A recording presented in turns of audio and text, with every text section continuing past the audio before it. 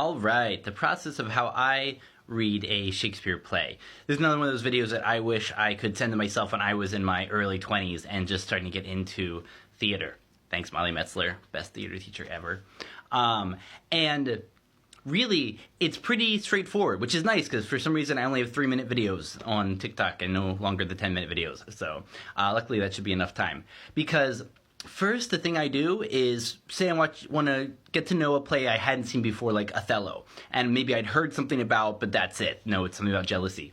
And so the first thing I do is I just go on the Wikipedia page and find a really great, straightforward movie version or a adapted play version. These are usually British. The BBC often has good editions, and you just want something that has the regular text in the original language and is well acted by people who get it. Something very traditional, because I know the language can be confusing if you're not used to it.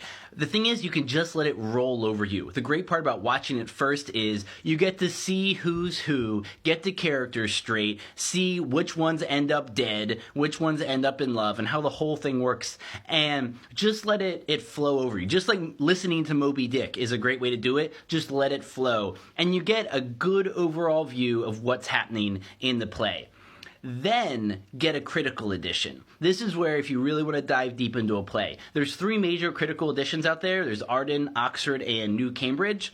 I'm an Arden man, and I always have been. I have a good number of these now, and they're just really in-depth editions. And what makes them great to study is you read through the play, and all of these footnotes talk about the differences between the editions, how different directors have taken on the problems within a play and how to interpret certain scenes. Because remember, with Shakespeare, you usually don't have stage directions at all, or very, very little. And so you don't know who's actually in the scene. Like, is Romeo's ex-girlfriend there when he first sees Juliet? She could be, depends on who the director is. Shakespeare doesn't actually tell you. He probably told you in person. Unfortunately, that's lost.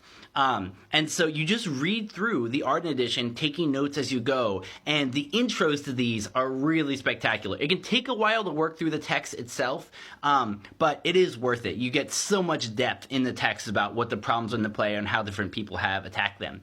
And then, once you've gone through and read this whole big bad boy, then go on Wikipedia and find the really fun, far-out versions, because for all of these, there is some director who went crazy with it. Like,